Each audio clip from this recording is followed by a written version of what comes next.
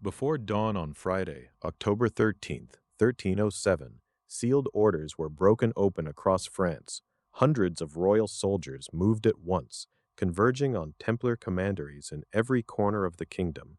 A single coordinated strike designed to catch one of the most powerful military orders in medieval history, completely off guard.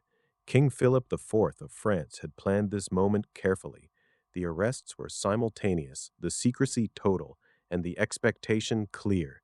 Inside those walls, his agents would find the accumulated wealth of an organization that had spent nearly 2 centuries banking for kings, financing crusades, and building a financial empire that stretched from Britain to the Holy Land. They found almost nothing. The vaults were thin.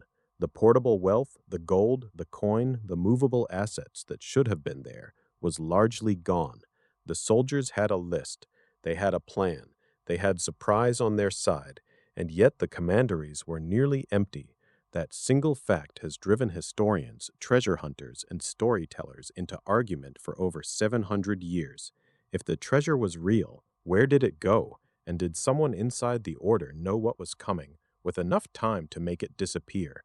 In this episode of Empire Secrets, we follow that question carefully. We separate what the historical record actually tells us from what remains credible theory and from what has grown into legend, because the truth, as best as scholars understand it, is stranger and more complicated than any single dramatic story.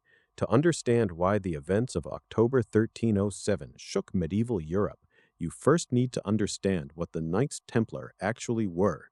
The popular image of warrior monks charging across desert battlefields tells only a fraction of the story. The order was founded in the early 12th century, in the aftermath of the First Crusade. A small group of knights petitioned the church for official recognition, pledging to protect Christian pilgrims making the dangerous journey to Jerusalem. They were poor at first, famously so. Their earliest seal depicted two knights sharing a single horse, a symbol of humility. The church granted them recognition at the Council of Troyes in 1129, and from that moment donations began to flow: land in France, estates in England, farms in Portugal, castles along the edges of the Crusader states. Within a generation, the order had transformed from a handful of pious soldiers into one of the most powerful institutions in the medieval world. But here is where the story becomes genuinely surprising. The Templars did not just fight. They built something that historians describe as one of the most sophisticated financial networks of the entire medieval Mitoran. Consider the problem facing any wealthy pilgrim or nobleman traveling to the Holy Land in the 12th or 13th century. Carrying gold across thousands of miles of hostile territory was an invitation to robbery or worse. The Templars offered a solution. A traveler could deposit assets at a Templar commandery in their home country and receive a document, a kind of letter of credit that could be exchanged for equivalent funds at a Templar house at their destination. It was not quite banking in the modern sense, but it was close enough that historians have drawn the comparison repeatedly. The order had the infrastructure, the trusted reputation, and the geographic reach to make it work. That reach was extraordinary. At the height of their power, the Templars controlled hundreds of commanderies, administrative and logistical centers scattered across Europe and the Near East. They owned ports, mills, vineyards, and grazing land. They had their own fleet of ships operating in the Mediterranean. They answered to no king and no local bishop. Only the Pope held authority over them, which made them simultaneously invaluable and deeply threatening to secular rulers. So when we talk about the Templar treasure, it is important to be precise about what that phrase likely meant in practice. It was almost certainly not a single glittering hoard locked in one vault somewhere. It was a distributed network of assets, land deeds, outstanding loans, relics of genuine religious and monetary value, gold and silver plate, and movable wealth spread across hundreds of sites in multiple kingdoms. And then there was the Paris Temple. The order's main French headquarters was one of the most secure financial institutions in the kingdom. Historians note that King Philip IV himself had, at various points, stored crown assets there. The French royal treasury had a complicated relationship with the building that would eventually become one of the targets of Philip's 1307 strike. Philip was, by this point, deeply in debt, and the Templars were among his creditors, so the order was not just warriors. It was a bank, a logistics empire, and a landholder stretching from Britain to the Holy Land, which raises the next question: how do you make that much wealth disappear overnight? The orders Philip IV sent out that October morning were precise, deliberate, and sealed until the last possible moment. His seneschals, the regional administrators who governed France on the crown's behalf, were instructed to open their instructions simultaneously, that no single Templar house could warn another. The result was one of the most coordinated mass arrests in medieval European history. Hundreds of Templar brothers were detained across France in a single day. Among them was Jacques de Molay, the Grand Master of the Order himself, arrested in Paris along with dozens of senior knights. The charges that followed were extraordinary. The Templars were accused of heresy, of spitting on the cross during initiation ceremonies, of worshipping an idol called Baphomet, of a range of other offenses that medieval society considered deeply shocking. Confessions were extracted, many of them under torture, and the trials that followed are documented in surviving Inquisition records that historians can still examine today.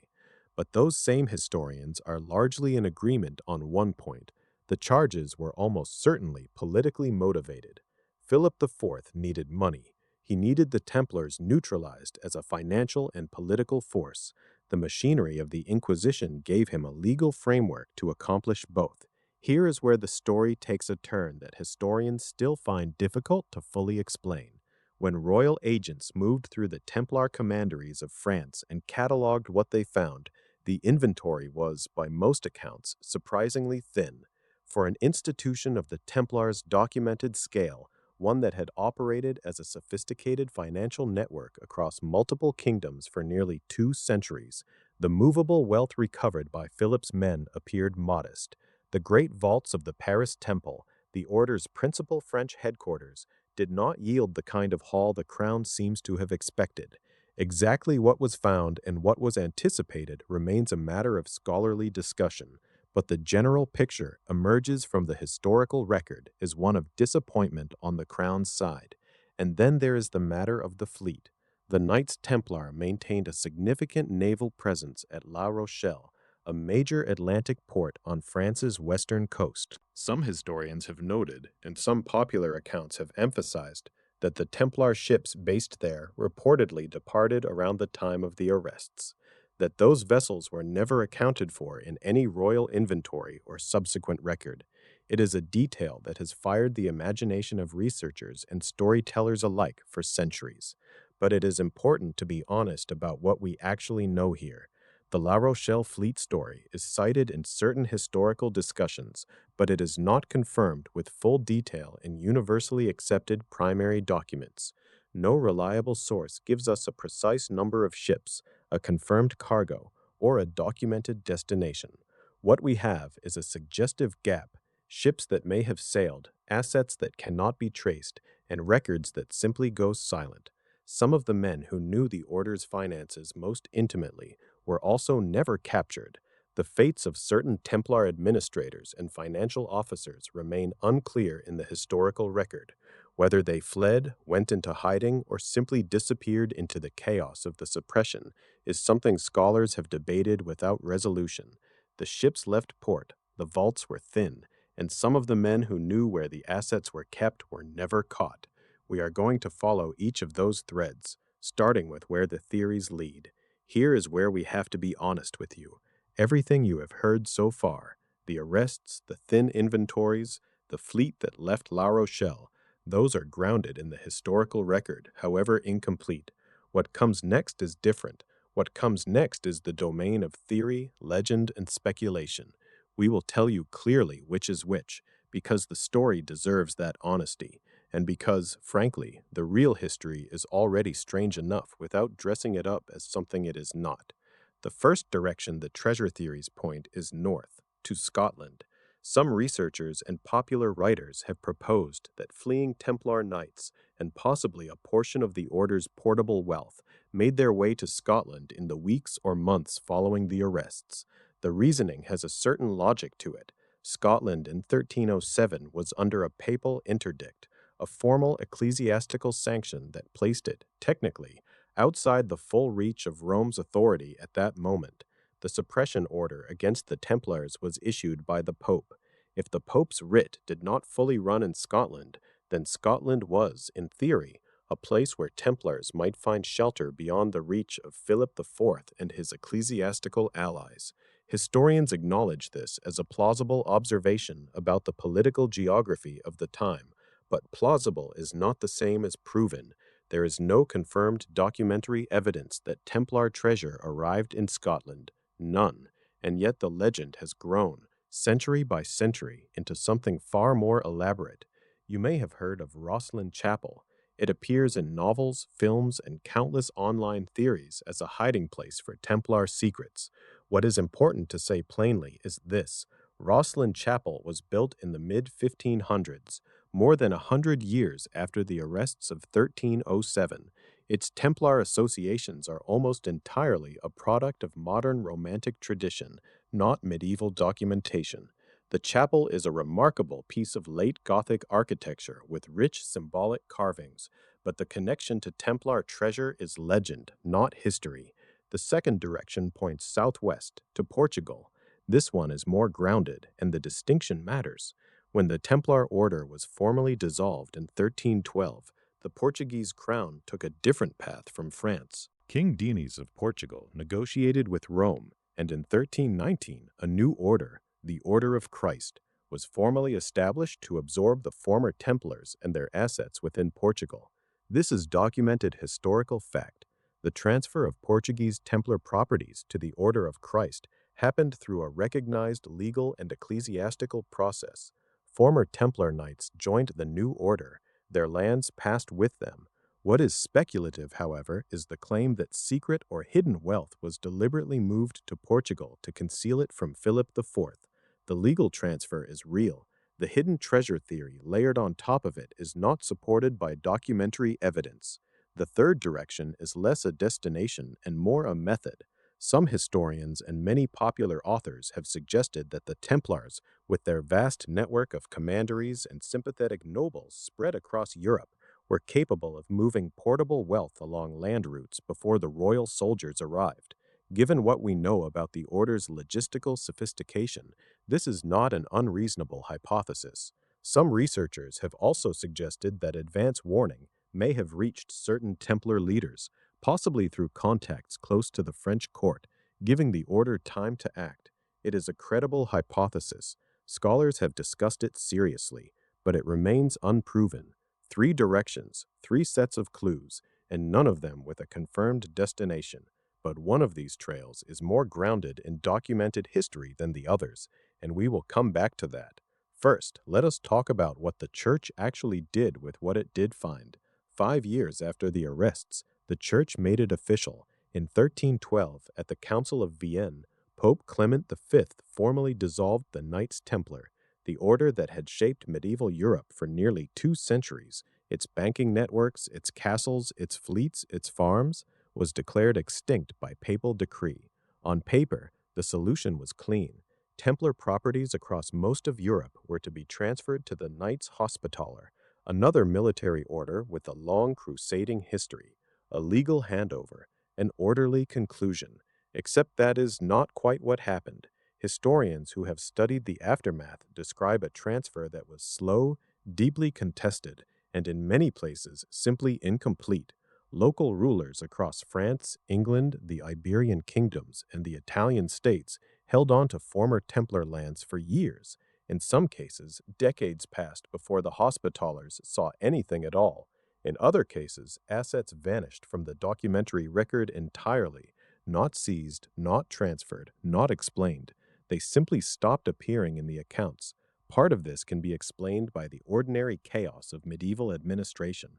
Record-keeping was inconsistent at the best of times, and the suppression of an institution as large and geographically scattered, the Templars was never going to produce a tidy ledger. But part of the gap is something historians genuinely cannot close: The surviving Templar financial records are incomplete. Scholars cannot construct a full picture of what the order held at the moment of suppression. Compare it cleanly against what was formally handed over afterward. The numbers, quite simply, do not add up, and no one can say with certainty how large that discrepancy really was. Then, in 2001, something unexpected surfaced. Researchers working in the Vatican's secret archives identified a document now known as the Chinon Parchment. It is a real historical artifact, studied and discussed by scholars, including the historian Barbara Frail. What it revealed was striking. Pope Clement V had privately absolved the Templar leadership of heresy before their public condemnation. The trials, the charges, the spectacle. The Church's own internal records suggested the senior leadership knew the suppression was driven by politics, not genuine faith. What the Chinon Parchment proves about the treasure specifically is limited. Historians are careful about that. But what it does confirm is the atmosphere in which all of this unfolded. An atmosphere where the official story and the private reality were two very different things. A papal document hidden for centuries, a transfer of assets that historians say was never fully completed, and a gap in the records that no one has been able to close. The answer to where the treasure went may not be a single dramatic hiding place. It may be something more complicated, and in some ways more interesting. So let us bring it all together and be precise about what we actually know, what remains credible theory, and what has simply become legend. The documented facts are these. On Friday, October 13th, 1307, King Philip IV of France executed one of the most coordinated arrests in medieval history, detaining Templar brothers across the kingdom simultaneously. The royal inventory of seized assets was surprisingly thin relative to the order's known wealth and reputation. 5 years later, in 1312, Pope Clement V formally dissolved the Knights Templar at the Council of Vienne. By papal decree, the order's properties across most of Europe were assigned to the Knights Hospitaller, though historians note that transfer was slow, contested, and never fully completed. In Portugal, the process took a different shape entirely. Templar assets there were absorbed by the newly founded Order of Christ through a documented legal arrangement, giving those particular holdings a traceable, if not dramatic, ending. Beyond those documented facts, there are credible historical theories that scholars continue to debate. The possibility that advance warning reached certain Templar leaders before the arrests, allowing time for portable wealth to be moved through the order's vast European network, is a reasonable hypothesis given what we know about the order's logistics.